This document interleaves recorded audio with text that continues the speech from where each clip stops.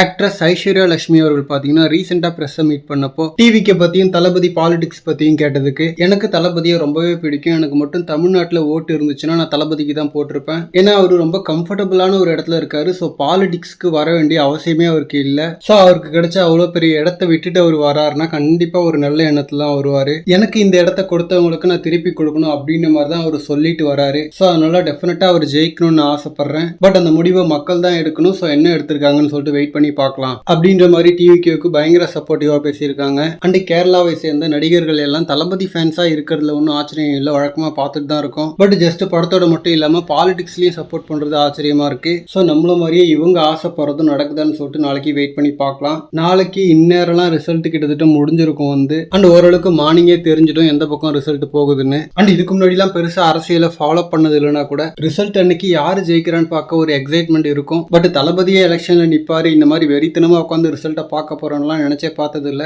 Movie result எதிர்பார்த்து காத்திருக்கிறத விட இது பயமா இருக்கு. ஏன்னா ஃபர்ஸ்ட் எலெக்ஷன்ன்றதால என்ன ஆகுனே கணிக்க முடியல. அண்ட் ஜஸ்ட் தளபதி ஃபேன்ஸ் மட்டும் இல்ல, மொத்த தமிழ்நாடே எக்ஸைட்டடா இருக்கு பார்க்க ரிசல்ட்டை. ஹோப்ஃபுல்லி டிவிக்கு பயங்கர பாசிட்டிவா வரட்டும். என்ன பொறுத்த வரைக்கும் கண்டிப்பா டிவிக்கு பாசிட்டிவா வரப்போகுதுன்னு தான் தோணுது. அது எந்த அளவுக்கு பெருசா இருக்க போது இல்ல சின்னதா இருக்க போதா அப்படின்றதுல தான் டவுட். ஓகே ஃப்ரெண்ட்ஸ், என்ன ஆக போகுதுன்னு வெயிட் பண்ணி பார்க்கலாம். தேங்க்யூ.